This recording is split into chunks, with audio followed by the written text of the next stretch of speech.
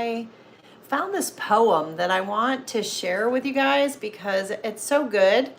And so I thought I would just read it out loud for you today.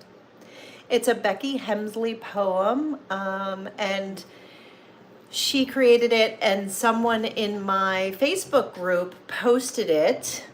And let me see, it was Dana. Dana posts some great stuff. Mike does too. But anyways, there's just been some really good poetry that's been happening lately. And I love this so much. And I love that people in my group share it. So I wanted to share it with all of you in case you're not in my Facebook group yet. Here's goes. It's, I don't know that it has a title, but it says, loss is an inevitable part of life, and with it comes grief. Grief can feel like a deep, dark hole that we never climb out of. But when it all feels hopeless, I like to remember that it works just like love. Because when we first fall in love, it's intense. It's overwhelming and consuming and loud. We cannot think of anything else, and we constantly crave the one that we love.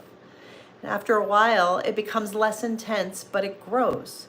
It grows deeper, more comfortable. It settles down and settles in for the long haul, knowing that it is not fleeting or superficial.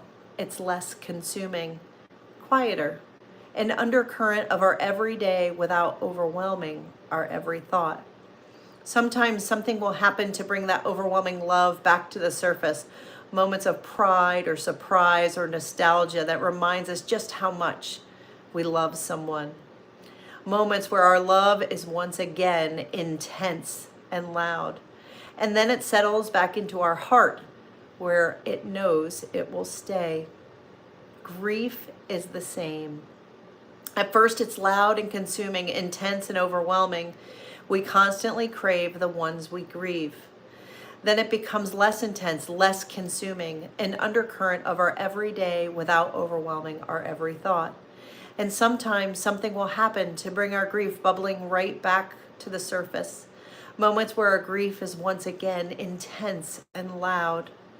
And then it settles back into our hearts where it knows it will stay, because great grief is born of great love. So where grief remains, where grief rests, it often helps to remember that love is there too, sitting with her arm around grief and holding it tight.